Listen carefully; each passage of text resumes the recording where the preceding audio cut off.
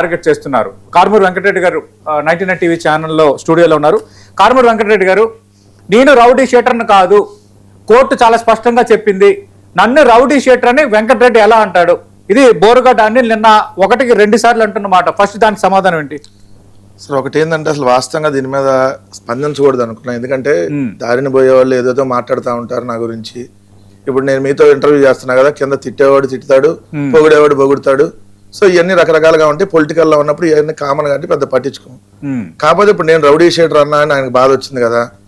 నీ గురించి ఇంతకంటే దారుణంగా బూతులు తిట్టి, లేదంటే నిన్ను అనేవాడిని అసలు ఈ భూ ప్రపంచంలో ఉండటానికి అర్హత లేదని చెప్పి మాట్లాడినటువంటి మీడియా, మాట్లాడినటువంటి పార్టీల మీద కదా నువ్వు వెళ్ళి ముందు చేయాల్సింది. ఇప్పుడు నువ్వు నాకు ఫోన్ చేసినప్పుడు నేను క్లియర్ గా చెప్పాను, నీకు పార్టీకి సంబంధం లేనప్పుడు నేను సంబంధం లేదని చెప్తానని చెప్పా.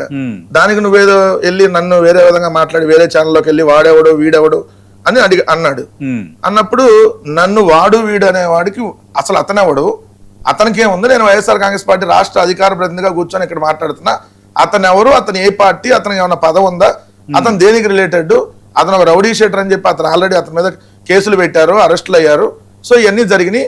అతను అరెస్ట్ అయితే మా వైఎస్ఆర్ కాంగ్రెస్ పార్టీ ఏమన్నా ఖండించిందా అని క్వశ్చన్ అడిగా.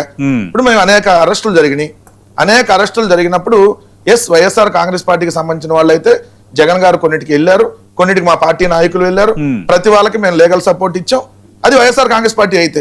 ఒకవేళ పార్టీ కాకపోయినా అతను నిజంగా పార్టీకి మంచి చేసేటటువంటి వ్యక్తో, లేదంటే నిజంగా సమాజంలో ఒక మంచిగా గుర్తింపు ఉన్న వ్యక్తులు అయితే మేము వాళ్ళకి మేము మద్దతు కూడా తెలిపాము. ఇప్పుడు సపోజ్ కేవీఆర్ అనేటటువంటి జర్నలిస్ట్ తెలంగాణ ప్రాంతానికి సంబంధించిన జర్నలిస్ట్, ఆంధ్ర ప్రాంత ఓటర్ కూడా కాదు అతను.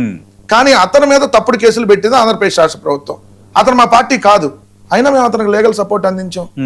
సో అతను ఆల్రెడీ జగన్మోహన్ రెడ్డి గారు పిలుచుకున్నారు, కలిశారు. సో అలాంటప్పుడు ఇప్పుడు మాకు ఒక పార్టీలో నేను ఒక అధికార ప్రతినిధిగా ఉన్నప్పుడు మాకు గైడ్ లైన్స్ ఉంటుంది. ఎందుకంటే మీరు అనేక డిబేట్లు కండక్ట్ చేసి ఉంటారు కాబట్టి పార్టీలు అనేది ఒకటి ఉంటుంది. ఎవరు పార్టీ అతను కాదో, ఎవరు పార్టీకి అనుకూలమైన వ్యక్తో, ఎవరు ప్రతికూలమైన వ్యక్తో, ఎవరు పార్టీకి డ్యామేజ్ చేసే వ్యక్తో, ఎవరు పార్టీకి మేలు చేసే వ్యక్తో తెలియకుండా నేను ఇక్కడ కూర్చొని మాట్లాడాను కదా.